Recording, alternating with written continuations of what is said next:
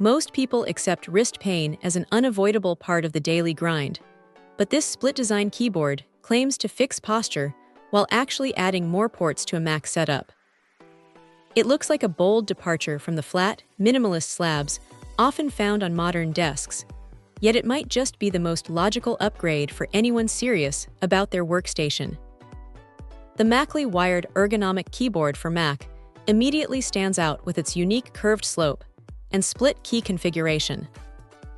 It is designed to keep hands at a more natural angle, and the integrated padded wrist cushion feels surprisingly plush, offering a level of support that standard keyboards simply cannot match.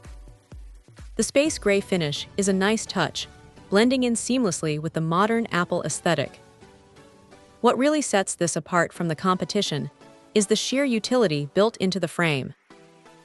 It features a built-in hub that provides 2 USB-A ports and 1 USB-C port right at the top of the device. In an era where MacBooks are notoriously stingy with ports, having a dedicated spot to plug in a mouse or a flash drive without reaching for a separate dongle is a massive quality-of-life improvement. The connectivity is equally thoughtful, using a dual-plug system that works with both traditional USB-A and the newer USB-C ports found on iPads and the latest Macs. Because it is wired, there is zero latency and absolutely no need to worry about charging batteries or losing a connection in the middle of a project. Typing on it feels tactile and responsive, and the keys are remarkably quiet, making it ideal for shared office spaces. The white LED backlighting is crisp and offers 3 different brightness levels to suit any environment.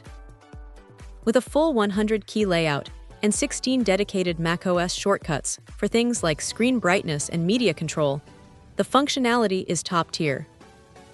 It is a specialized, powerful solution for those who want to prioritize comfort without losing the sleek efficiency of the Mac ecosystem.